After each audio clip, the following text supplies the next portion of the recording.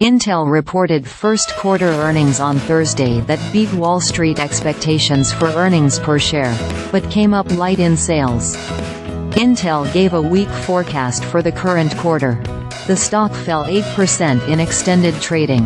Here's how Intel did versus LSEG consensus expectations for the quarter ended in March. For the second quarter, Intel expects earnings of 10 cents per share on revenue of $13 billion at the midpoint. That forecast compares to analysts' expected earnings per share of 25 cents on $13.57 billion in sales. In the first quarter, Intel reported a net loss of $400 million, or 9 cents per share, versus a net loss of $2.8 billion, or 66 cents per share, last year.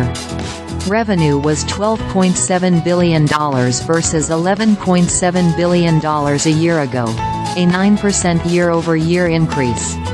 Intel CEO Pat Gelsinger told investors on an earnings call to focus on the company's long-term potential. "We are one of two, maybe three, companies in the world that can continue to enable next-generation chip technologies," he said.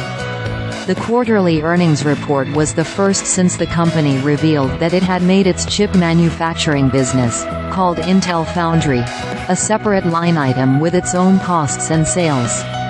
Intel Foundry reported $4.4 billion in revenue during the quarter, which was down 10% year-over-year, the company said.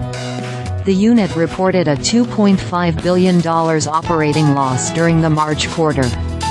Intel said last month that it had reported a $7 billion operating loss in its foundry in 2023. Intel's biggest business remains the chips it makes for PCs and laptops, which is reported as client computing sales. Those chip sales totaled $7.5 billion, up 31% from a year earlier. Intel also makes central processors for servers, as well as other parts and software, which are reported in its data center and AI business. That line saw sales rise 5% to $3 billion. Even as Intel continues to fight for server dollars against artificial intelligence chips made by companies like Nvidia.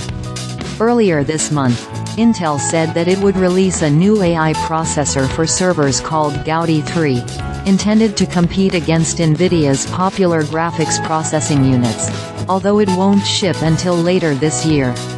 Intel said it expected more than $500 million in sales from its Gaudi 3 chips in the second half of the year.